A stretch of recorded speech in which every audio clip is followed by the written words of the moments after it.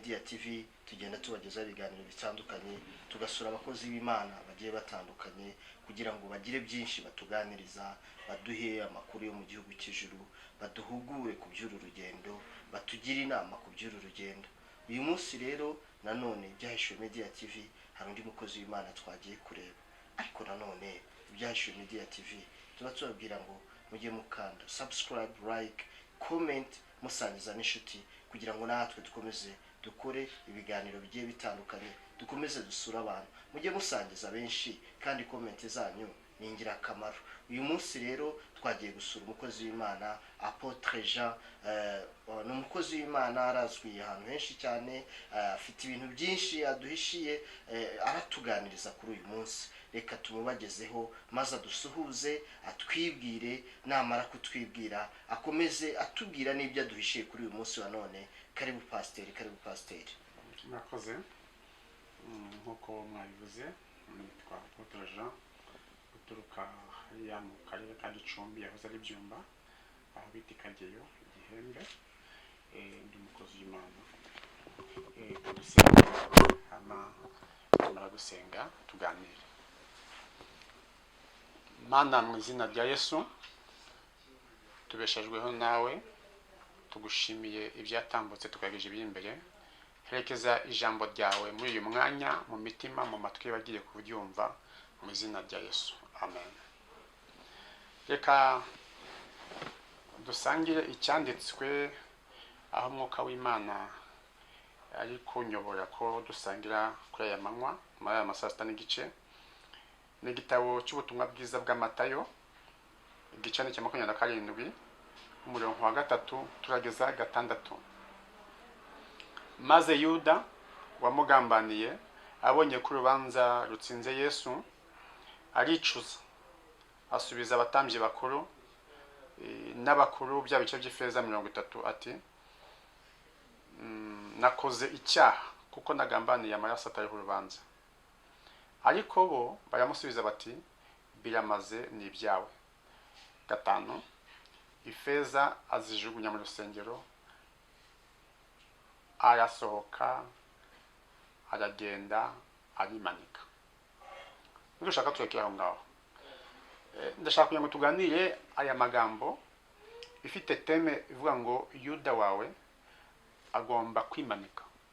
Yuda wawe agomba kwimanika.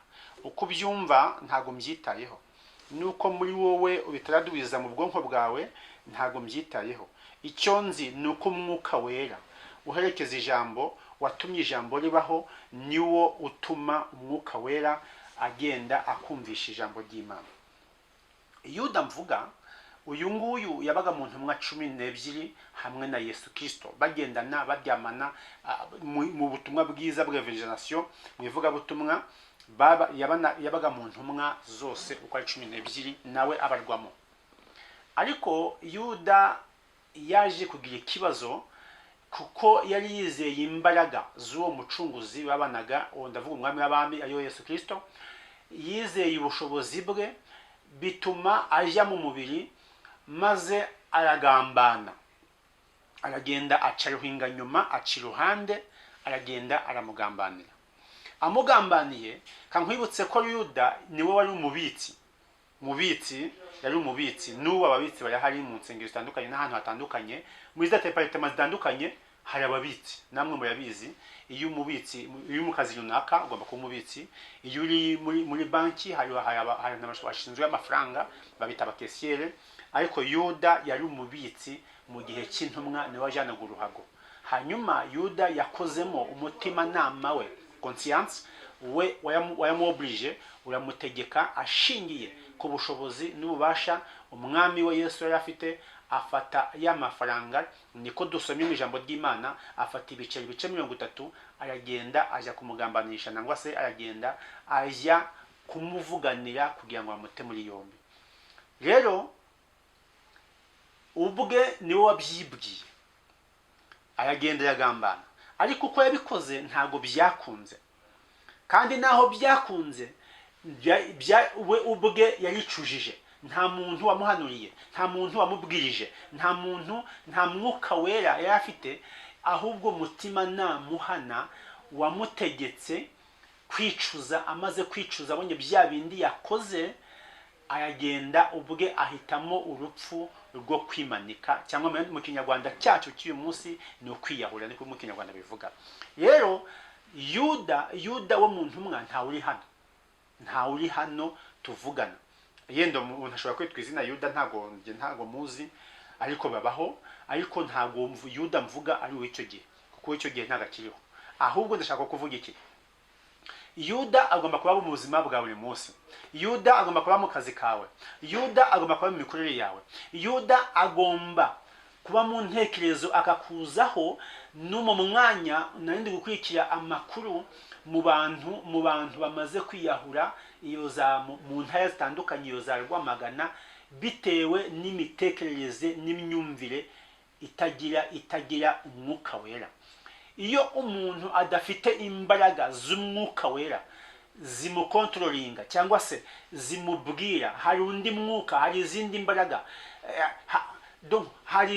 mbaraga, hari indi myumvire, umwuka w'Imana atuma atwumvisha ibintu bikadeviya uko bitekerezaga, uko babyibwiraga. Imitekerereze iyo ufite umwuka w'Imana arayihindura. Yuda wawe rero mu kazi agomba kuhaba, mu myumvire agomba kubamo, ku ntebe wicayeho yuda yahagushukira. Ahantu hose mu buzima busanzwe, mu byo dukora uyu munsi, ufite yuda ukugendaho. Kereka uri umuntu, waba ukomeye waba woroheje, mu kintu cyose witwa cyo n'izina witwa no mikorere yose ukora, hagomba kubamo yuda mu bintu byose. Yuda amaze kugambana, ibintu byabaye kuri Yesu, abona uko yamutekerezaga, kuko Yesu yigeze gukora agatendo, abantu baje kumufata, ako kanya abatunze ukuboko bitewe n'ubwiza bw'Imana se bwari muriho, ako kanya baragwa, barongera barahaguruka, barongera baragwa, inshuro gatatu barongera baragwa. Noneho ubushobozi yabonanaga byatumye umutima we umushuka. Yeremiya yanditse ngo umutima w'umuntu urusha ibintu byose gushukana, kandi ufite indwara ntabwo izagukira. Wenda umenye ukuri usibye Uwiteka. Aho turi mu gice cya 17 cya Yeremiya. Noneho Yuda amugambaniye, abona bya bindi byose yavuze, babona bimubayeho. Abona Yesu ntakoresheje ya tekinike yaje agakoresha mbere, kubera atayikoresheje nawe wabyibazaho. Nuko mu buryo bwa gihanuzi, igihe cye cyo gutanga cyangwa se cyo gufatwa n'abamugambaniraga yari abizi cyari kigeze. Niyo mpamvu atakoze iyo tekinike yakoreshaga mbere, atakoze ibyo bitangaza yakoreshaga mbere, si uko byari bimunaniye, si uko n'ubumana butari mu murimo, si uko n'imbaraga zitari zimurimo, ahubwo igihe cye cyari kigeze. Hanyuma Yuda abonye ko bimurangiranye, ko ibyo yakoze atibwiraga ko bibaye muri we, ahitamo umutimanama we uhitamo kutuma ajya kwimanika. Ndakubwira iki wowe nkurikiranye uyu mwanya, Yuda wawe agomba kwimanika. Mu rushako ufitemo Yuda, mu muryango harimo Yuda, mu kazi ukora harimo Yuda, mu buzima bwawe harimo Yuda. Hari Yuda w'amajwi ayakubwira ninjoro uryamye, waba uri maso waba usinziriye, akubwira ngo ibi ngibi ntabwo byashoboka, ese wowe wakora ibi. Ayo majwi arayagushuka, agushyira ukubiri n'ibyo Imana yakuremeye, agushyira ukubiri n'umugambi Imana igufitiye kandi igufiteho, agushyira ukubiri n'intego y'Imana, agushyira ukubiri n'amasezerano nawe uzi wabwiwe nayo ubwawe wisomeye. Ayo majwi arayagushuka ngo ucukubire n'ibyo Imana yakugeneye kandi igufitiye kandi igufiteho, uwo nawe ni Yuda. Uyu mwana ndatangaza Yuda wawe ukugendaho, Yuda wawe ugushuka mu majwi, Yuda wawe ukuzana inzozi mbi, Yuda wawe ugutesha equilibre mu migabo n'imigambi yawe, Yuda wawe ukubwira ngo biracitse, Yuda wawe ukuzana amajwi ngo ibi ntabwo byashoboka. Ndagutangarije ngo uwo Yuda, uyu mwanya tuvugana today, none ahangaha, uwo Yuda wawe ndamutangaje ko agomba kwimanika mu izina rya Kristo Yesu, umwami w'abami nkorera.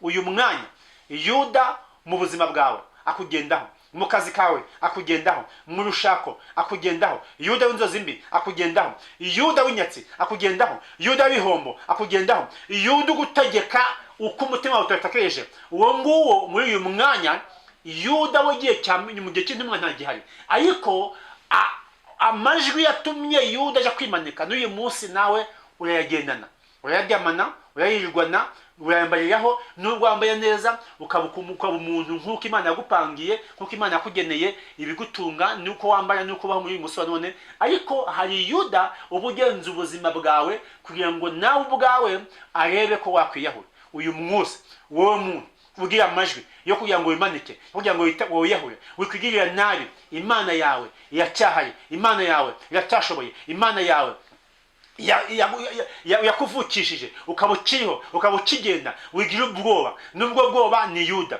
uguhindisha umushitsi, ufite amajwi agutaye ubwoba. Covid yatumye uhahamuka. Humura, iby'Imana yakubwiye. Umunyarwanda acimugana n'avuga ngo iyakaremye n'ikamena. Niba uriho, password yawe nuko mwuka ugihumeka, nuko uwo mwuka ugihumeke ku kibuno. Kuvuka ikurimo rero ufite chance, ufite amahirwe, ufite deuxième chance, ufite amahirwe ya kabiri yo kubaho. Yuda wawe yiguhemukira ngo akubwiye ngo kora ibi, kora ibi, kora ibi. Oya, hagarara kigabo, uhagarare aho uri, ube mu kazi urimo, ube mu mwanya urimo. Ndagutangariza ko yuda wawe agomba kwimanika mu izina rya Yesu.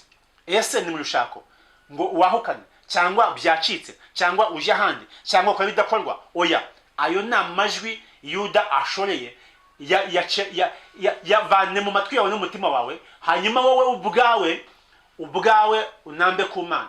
Umudive yaririmbye ngo unamba ku Mana ntabwo izamuhemukira, ntizamuharira n'umubisha na hato. Naho ingabo zose z'umwanzi zamusatira ntabwo izamuhemukira. Yesu rero ntabwo azaguhemukira. Yuda wawe ndamutangarije, yuda w'inzozi mbi, yuda wo kubaho nabi, yuda wo kubaho mu buzima udashaka, uwo nguwo agomba kwimanika mu izina rya Yesu. Yuda w'ibyiringiro bikeya, ufite ibyiringiro muri wowe by'ibice bice. Ndagutangariza ngo yuda ukomeye n'ibyiringiro, uyu mwanya ayo majwi ye tuyafashe mpiri mu bubasha duhabwa n'imbaraga z'Imana, mu mavuta duhabwa n'ubushobozi bw'Imana, mu izina rya Yesu. Yuda wawe yimanike, yuda wawe apfe, yuda wawe akuveho, yuda wawe arekure mu izina rya Yesu. Uyu mwanya ntegetse yuda ugenda mu bitekerezo byawe, mu by'abana bawe babaye ibirara, barakunaniye, ibintu byose wumva muri wowe byakuyobeye. Mu mvugo y'iki gihe y'abanyamugi cyangwa se iki gihe bavuga ngo byagucanze, ariko nubwo byagucanze hari imbaraga z'Imana zitagaragarira amaso ariko zikora ibigaragara, zigomba kuvangura zikavana ibishimwa mu bigawa. Rero menya niko yavuze ngo nituvana ibishimwa mu bigawa tuzaba tumeze nk'akanwa k'Imana. Uyu mwanya nguhaye itangazo, nguhaye feedback. Uyu mwanya yuda kugendagaho arekure ubuzima bwawe, arekure ijwi ryawe, arekure ubwihebe bukurimo. Yuda wawe yimanike mu izina rya Yesu. Mana nkorera yo mu ijuru, iryo ni ijambo, yerekeza ijambo, kandi Umwuka Wera akomeze abe hamwe nawe. Humura, nguhaye ihumure, nzamuye kwizera kwawe, nzamuye ibyiringiro byawe. Mbibwije n'ijambo ry'Imana. Iyi yuda nsomye aya magambo ni ibintu byabaye open ku mugaragaro, ntago ari ibintu byanditswe gusa ngo umunyugute, ahubwo ni ibintu byabaye. Yuda wawe kugendaho, kagenda mu byawe, kagenda mu bawe, waguteye ibihombo, yaguteye inyatsi, ufite ubwihebe, uwo ni yuda kwihebesha. Humura, uyu mwanya yuda wawe arimanitse mu izina rya Yesu. Amen. Mwakire neza ijambo ry'Imana nk'uko turisomye. Amen.